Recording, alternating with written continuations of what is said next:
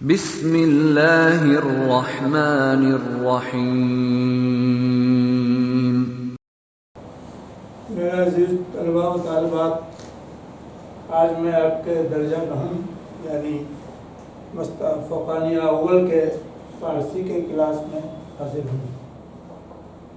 بچوں، آپ اس کے پہلے بھی گزشتہ کلاس میں نے قواعد کے تحت بتایا تھا کہ ضمیر کس کو کہتے ہیں، تو جو لفظ اسم کے بدلے میں استعمال کیا جائے اس کو ہم ضمیر کہتے ہیں۔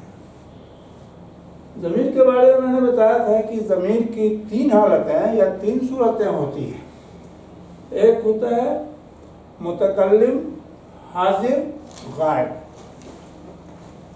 ان چیزوں کو بچوں اصولاً اس طرح سمجھیے، کوئی بھی جب دو آدمی گفتگو کر رہا ہوتا ہے تو اس میں بالواسطہ طور پر تین آدمی شامل رہتے ہیں۔ ایک بات کرنے والا، دوسرا جس سے بات کیا جائے، اور تیسرا وہ جس کے بارے میں بات کیا جائے۔ تو اسی کو ہم کو سمجھنا ہے۔ اگر متکلم ہے تو میں، حاضر ہے تو تو، غائب ہے تو وہ۔ میں نے یہ بھی بتایا تھا بچوں کہ تینوں جو حالتیں ہیں یہ واحد بھی ہو سکتی ہیں اور جمع بھی ہو سکتی ہیں۔ تو اس طرح واحد جمع کو شامل کر لیا جائے اس میں تو یہ 3 دونا 6 ہو جائے۔ تو ضمیر کے یہ 6 حالتیں جو ہوتی ہے اس کو ہم صیغہ کہتے ہیں۔ اور صیغہ کے لیے اس کے مطلب کو سمجھنے کے لیے فارسی قواعد میں کچھ علامات آئے ہیں۔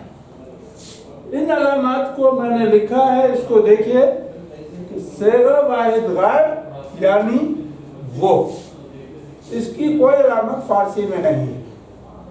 صیغہ جمع غائب یعنی اردو میں وہ سب، اس کے لیے فارسی میں نو ڈالا ہے۔ صیغہ واحد حاضر تو، اس کی علامت ہے یہ۔ صیغہ جمع حاضر تم لوگ، اس کی علامت ہے یہ دال۔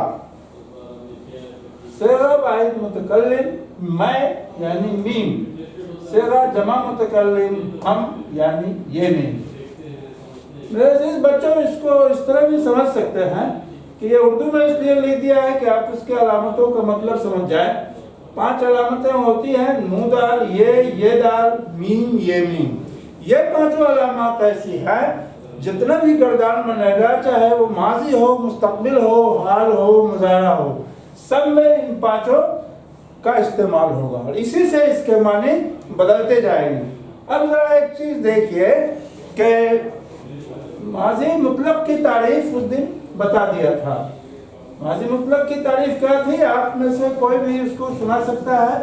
کاپی میں اگر لکھا ہو تو ہاں۔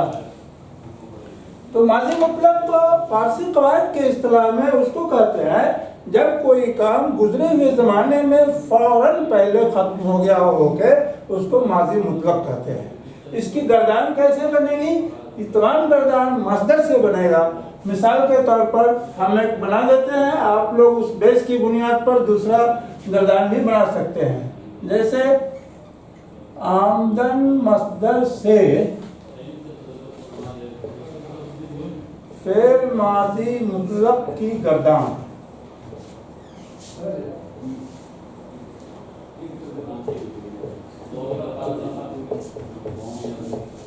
اب دیکھیے، آمدن کے نو کو گرانے سے فعل ماضی مطلق بن جاتا ہے تو کیا ہوگا؟ آمد۔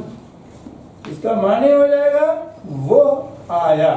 یہ نو جو گرے گا، جیسے ہی نو گرے گا وہ فعل ماضی مطلق بن جائے گا۔ وہ آیا، صیغہ واحد غائب، فعل ماضی قریب، فعل ماضی مطلق۔ اسی آمد میں جب ہم نو دال لگائیں گے، ابھی آپ نے پڑھا نو دال جمع غائب کی علامت ہے، تو یہ ہو جائے گا آمدن۔ اس کا معنی ہو جائے گا وہ سب آئے۔ صیغہ جمع غائب، فعل ماضی مطلق۔ اب آئیے واحد حاضر میں یہ لگائیں گے، آمدی، تو آیا۔ یہ ہو گیا صیغہ واحد حاضر. جیسا کہ پہلے ابھی بتایا ہے تو کے لیے واحد حاضر ہوتا ہے.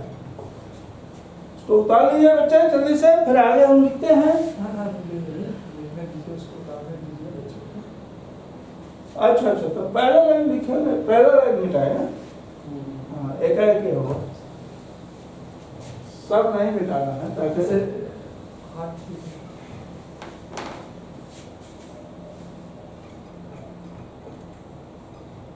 یہ واحد حاضر میں ہم نے یہ لگایا ہے, اس میں یہ دال لگائیں گے آمدید. تو یہ ہو جائے گا تم لوگ آئے.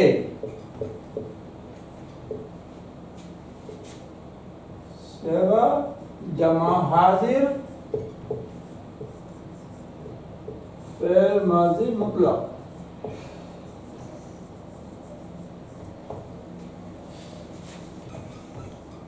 اب آمد میں ہم میم لگائیں گے. جیسا کہ آپ نے ابھی پڑھا 5 علامت میں نے لکھی تھی, نو دال یہ دال میم اور یہ میم. تو اس میں جب میم رہے گا بچوں آمدن ہو جائے گا, اس کا مطلب یہ ہو گیا میں آیا. صیغہ واحد متکلم فعل ماضی مطلق. اب آمد میں ہم یہ میم لگا دیں گے, یعنی ہم لوگ آئے. صیغہ جمع متکلم فعل ماضی مطلق. یہ کردار ایک کمپلیٹ ہو گیا. میرے عزیز طلبہ, آپ نے سمجھا کہ ضمیر کی 3 حالتیں ہوتی ہیں, وہ غائب, حاضر اور متکلم, اور تینوں واحد یا جمع دونوں ہو سکتے ہیں. تو اس طرح 3 دنا 6 ہو گئے. 6 ضمیر کی حالتیں ہوئی, اور اسی کی علامت کے ذریعے میں نے آپ کو ابھی وہ گردان بنانا سکھایا فعل ماضی مطلق کا.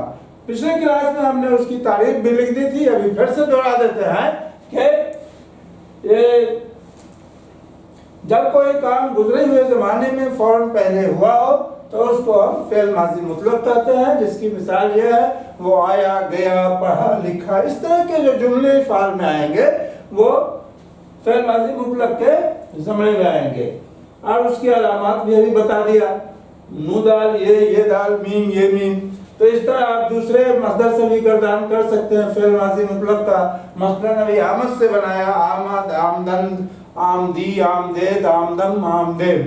اسی طرح لے لیجیے دوسرا مصدر رفتن ہے.